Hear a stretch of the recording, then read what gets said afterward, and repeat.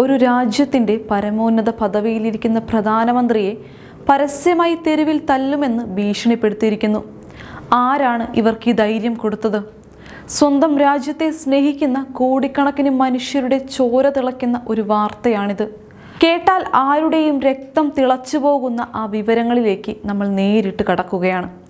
രാജ്യത്തിൻ്റെ പരമാധികാരിയെ ലക്ഷ്യമാക്കി ഇത്രയും തരം താണ ഭാഷയിൽ സംസാരിക്കാനും കയ്യൂക്ക് കാണിക്കുമെന്ന് പറയാനും ഈ സ്ത്രീക്ക് ആരാണ് അനുവാദം നൽകിയത്?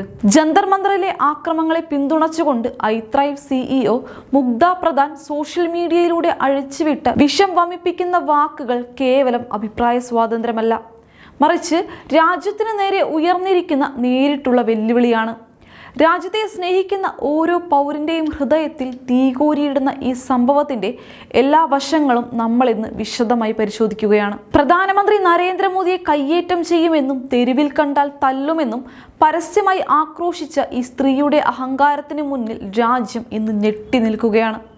രാജ്യത്തിന്റെ പ്രധാനമന്ത്രിയെ അടിച്ചൊതുക്കുമെന്ന് ഭീഷണിപ്പെടുത്തുന്ന ഇത്തരം രാജ്യദ്രോഹികളെ വെറുതെ വിടാൻ ഒരിക്കലും കഴിയില്ല. ജസ്റ്റിസ് ഫോർ ഇന്ത്യ എന്ന വികാരം ഉയർന്നു കേൾക്കേണ്ട ഈ സമയത്ത് ഈ കാടൻ ന്യായങ്ങൾക്കെതിരെ ഓരോ ഭാരതീയനും ചോദിക്കണം, എവിടെയാണ് നമ്മുടെ നിയമ സംവിധാനം? ഇത്തരം കുറ്റവാളികളെ ഉടൻ തന്നെ പിടികൂടി ഇരുമ്പഴിക്കുള്ളിലാക്കണം എന്നിങ്ങനെയൊക്കെ ഇവർക്കെതിരെ രാജ്യത്തുടനീളം രോഷം അലയടിക്കുകയാണ്. സമൂഹത്തിന്റെ വിവിധ ഭാഗത്തു നിന്നുള്ള പ്രമുഖരും സാധാരണക്കാരുമെല്ലാം ഇതിനകം തന്നെ കടുത്ത പ്രതിഷേധവുമായി രംഗത്തെത്തിക്കഴിഞ്ഞു. പ്രധാനമന്ത്രിയെ അപമാനിച്ചതിലൂടെ ഈ രാജ്യത്തെ കോടിക്കണക്കിന് ജനങ്ങളുടെ വികാരത്തെയാണ് ഇവർ വ്രണപ്പെടുത്തിയിരിക്കുന്നത്. ഒരു സ്ത്രീ എന്ന നിലയിലോ ആരോഗ്യ മേഖലയിൽ പ്രവർത്തിക്കുന്ന വ്യക്തി എന്ന നിലയിലോ പാലിക്കേണ്ട യാതൊരുവിധ മര്യാദകളും പാലിക്കാതെയാണ് ഇവർ സംസാരിച്ചിരിക്കുന്നത്. ഇത്തരത്തിലുള്ള അധിക്ഷേപങ്ങൾ കേവലം ഒരു വ്യക്തിക്കെതിരെയുള്ള ആക്രമണമായി മാത്രം കാണാൻ കഴിയില്ല, മറിച്ച് ലോകം മുഴുവൻ ഇന്ത്യയെ ഉറ്റുനോക്കുന്ന ഈ സമയത്ത് രാജ്യത്തിൻ്റെ പ്രതിച്ഛായ തകർക്കാൻ ലക്ഷ്യമിട്ടുള്ള ബോധപൂർവമായ നീക്കമാണിത്. ദിവസങ്ങളായി രാജ്യത്തിൻ്റെ പല ഭാഗങ്ങളിലും അരങ്ങേറുന്ന ഗൂഢനീക്കങ്ങളുടെ തുടർച്ചയാണ് ഇത്തരം പ്രതികരണങ്ങൾ. രാജ്യത്തിൻ്റെ വളർച്ചയെയും വികസനത്തെയും സഹിക്കാൻ കഴിയാത്ത ചില ശക്തികൾ ബോധപൂർവം യുവാക്കളെയും സമൂഹത്തിലെ ചില വിഭാഗങ്ങളെയും തെറ്റിദ്ധരിപ്പിച്ച് തെരുവിൽ ഇറക്കാൻ ശ്രമിക്കുകയാണ്. അതിൻ്റെ ഭാഗമായിട്ടാണ് ഇത്തരത്തിലുള്ള വിഷപ്രചാരണങ്ങൾ സോഷ്യൽ മീഡിയയിലൂടെ അഴിച്ചുവിടുന്നത്. ഒരു രാജ്യത്തിൻ്റെ പ്രധാനമന്ത്രിയെ പരസ്യമായി കയ്യേറ്റം ചെയ്യുമെന്ന് ഭീഷണിപ്പെടുത്തുന്ന ഒരാൾക്ക് സമൂഹത്തിൽ എങ്ങനെയാണ് സ്വതന്ത്രമായി നടക്കാൻ സാധിക്കുന്നത്? നിയമം അതിൻ്റെ വഴിക്ക് കനത്ത നടപടികൾ സ്വീകരിച്ചേ തീരൂ.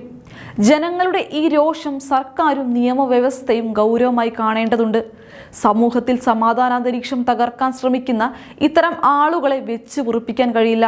ഈ അഹങ്കാരത്തിന് പിന്നിലെ യഥാർത്ഥ കാരണം മറ്റൊന്നാണ്.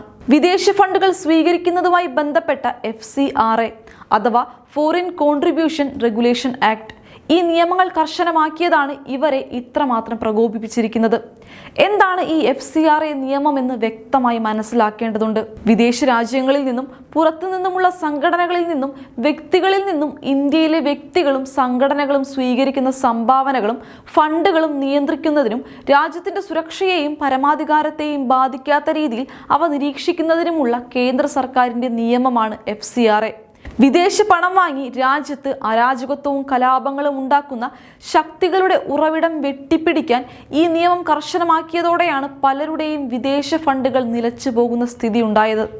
രാജ്യത്തിന്റെ സുരക്ഷയ്ക്ക് വേണ്ടി കൊണ്ടുവന്ന ഇത്തരം നിയമങ്ങൾ അട്ടിമറിക്കാൻ ഇത്തരം ആളുകൾ ശ്രമിക്കുന്നു എന്നത് ഗൗരവകരമായ വിഷയമാണ്. വിദേശ ശക്തികളുടെ ചട്ടുകമായി പ്രവർത്തിക്കുന്നവർക്ക് ഈ നിയമം ഒരു പേടി സ്വപ്നമായി മാറിയിരിക്കുന്നു. മുഗ്ധ പ്രധാന്റെ ഉടമസ്ഥതയിലുള്ള കമ്പനിയായ ഐത്രൈവ് ഹോങ്കോങ്ങിലെ സമ്പന്നരായ ഫങ് കുടുംബത്തിന്റെ സ്വകാര്യ നിക്ഷേപ സ്ഥാപനമായ ഫങ് സ്ട്രാറ്റജിക് ഇൻവെസ്റ്റ്മെന്റ്സ് എന്ന സ്ഥാപനത്തിൽ നിന്ന് വൻതോതിൽ ധനസഹായം സ്വീകരിക്കുന്നുണ്ട് എന്ന റിപ്പോർട്ടുകൾ ഇപ്പോൾ പുറത്തു വരുന്നുണ്ട്. കർശനമായ FCRA പരിശോധനകളും ചട്ടങ്ങളും നടപ്പിലാക്കുമ്പോൾ ഈ വിദേശ ഫണ്ടുകൾ പൂർണ്ണമായി തടസ്സപ്പെടുകയോ മുടങ്ങുകയോ ചെയ്യുമെന്ന വലിയ പരിഭ്രാന്തിയും ഭയവുമാണ് മുഗ്ധയെ കൊണ്ട് ഇത്തരം വിദ്വേഷ പ്രസ്താവനകൾ നടത്തിച്ചിരിക്കുന്നത്.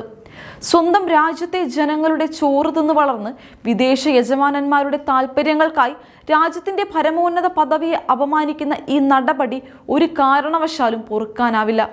വിദേശ ഫണ്ടുകളുടെ വരവും അതിൻ്റെ പിന്നിലെ യഥാർത്ഥ ഉപയോക്താക്കളെയും കുറിച്ച് സമഗ്രമായ ഒരു അന്വേഷണം നടത്തിയാൽ മാത്രമേ ഇവരുടെയൊക്കെ മാന്യതയുടെ മുഖം മൂടി പൂർണ്ണമായി അഴിഞ്ഞു വീഴുകയുള്ളൂ.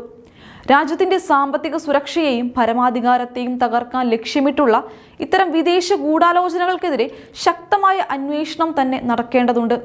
തന്റെ പ്രായം പോലും മറന്ന് രാജ്യത്തിനു വേണ്ടി രാപ്പകലില്ലാതെ അലയുന്ന ഒരു ജനനായകനെതിരെയാണ് 45 വയസ്സുള്ള ഈ സ്ത്രീ വൃദ്ധനെന്ന് ആക്ഷേപിച്ച് ബോഡി ഷെയ്മിംഗ് നടത്തുന്നത്. പ്രായത്തെ മുൻനിർത്തി ഒരു മനുഷ്യനെ അപമാനിക്കുമ്പോൾ സ്വന്തം അറിവില്ലായ്മയും സംസ്കാര ശൂന്യതയുമാണ് ഇവർ ലോകത്തിന് മുന്നിൽ വിളിച്ചു പറയുന്നത്. പ്രധാനമന്ത്രി കൺമുന്നിൽ വന്നാൽ തല്ലുമെന്ന് പറയുന്ന ഇവരുടെ മാനസിക നില എത്രത്തോളം വഷളാണെന്ന് ചിന്തിച്ചു നോക്കൂ.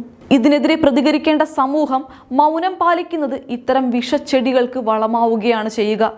ഇന്ത്യയെ തളർത്താമെന്ന വ്യാമോഹവുമായി ഇറങ്ങിയിരിക്കുന്ന വിദേശ ശക്തികളുടെയും അവരുടെ ഒത്താശക്കാരുടെയും ഓരോ നീക്കവും രാജ്യത്തെ യുവജനം തിരിച്ചറിഞ്ഞു കഴിഞ്ഞു.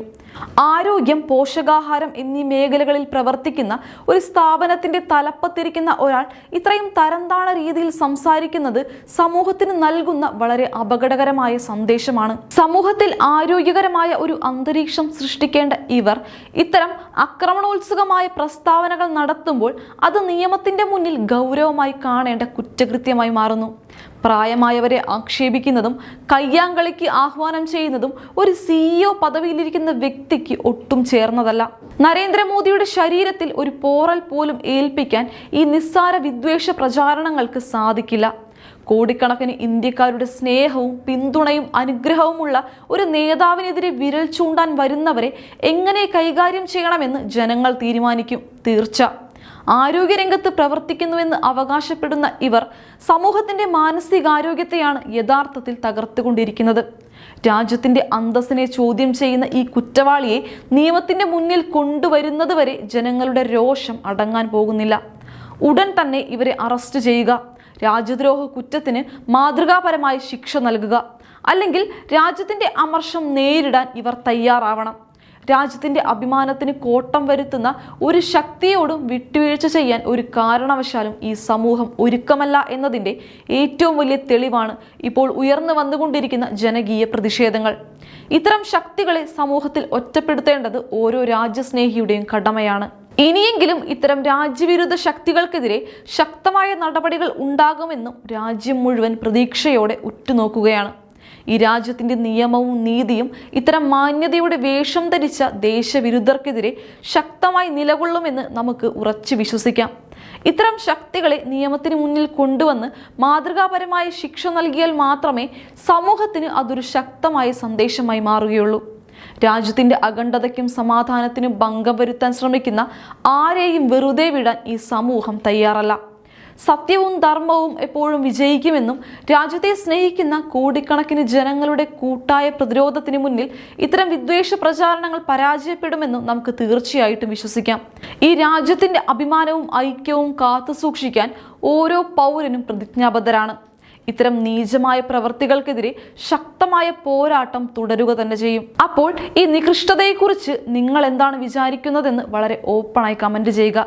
മറ്റൊരു ചർച്ചാ വിഷയവുമായി ഞാൻ നിങ്ങൾക്ക് മുന്നിൽ വീണ്ടും വരാം. നന്ദി.